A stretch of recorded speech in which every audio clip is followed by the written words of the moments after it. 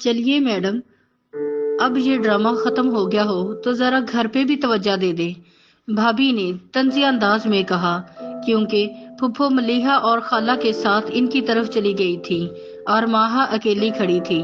Drama? Maha نے حیرانگی سے بھابھی کی طرف سوالیہ نظروں سے دیکھا۔ اچھا بھائی، اسے جو بھی سمجھو، لیکن ذرا کام کو تو دیکھ لو اب، بھابھی نے جان چھڑانے والے انداز میں کہا۔ اور ہاں، اب آنسو نہ بہانے لگ جانا، اب کوئی نہیں ہے یہاں تمہارے آنسو دیکھنے والا۔ اور ماہا وہی کھڑی خشک آنکھوں سے دیکھتی رہ گئی۔ ماہا کہاں ہو بیٹا؟ پھوپھو کی آواز سے ماہا جلدی سے کمرے سے باہر آ گئی۔ آپ؟ ماہا نے حیرانگی سے کہا۔ ہاں بیٹا، وہ ابھی کہاں آنے دے رہی تھی، لیکن میں تو اپنی بیٹی کے پاس رکی ہوں نا، پھوپھو نے ماہا کے سر پر ہاتھ پھیرتے ہوئے کہا۔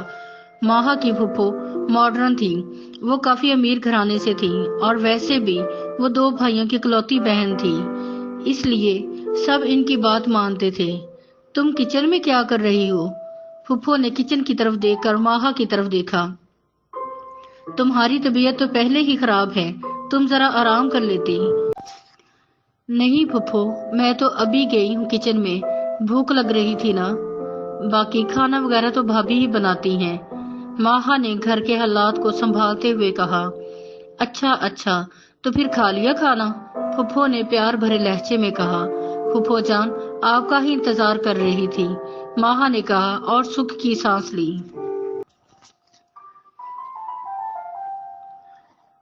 آئمہ نے کلاک کی طرف دیکھا جس پہ 2 بجے کا ٹائم تھا۔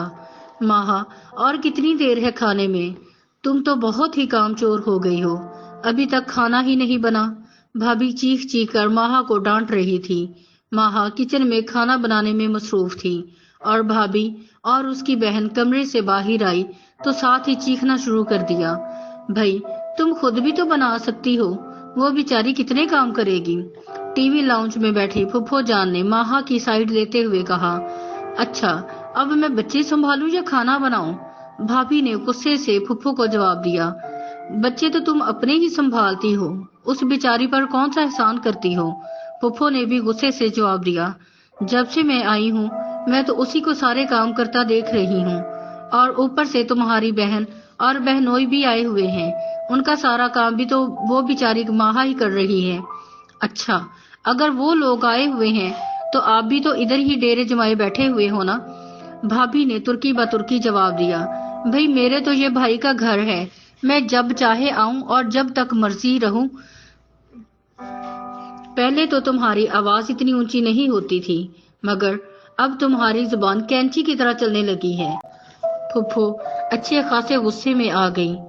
آپ اب بس کریں پھوپھو جان، ماہا نے پھوپھو کو چپ کرواتے ہوئے کہا۔ اور بھابھی کھانا تیار ہو گیا ہے، میں بس ٹیبل پر لگا دیتی ہوں، رہنے تو کوئی ضرورت نہیں اس کی، یہی تو تم چاہتی تھی سو ہو گیا۔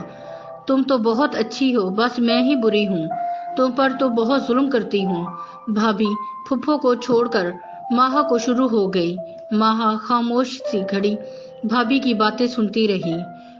بھائی تم تو بہت ڈرامے باز عورت ہو، ہم تو تمہیں بہت اچھے سمجھتے تھے، لیکن بھابھی کے جاتے ہی تم نے تو اپنے رنگ دکھانے شروع کر دیے۔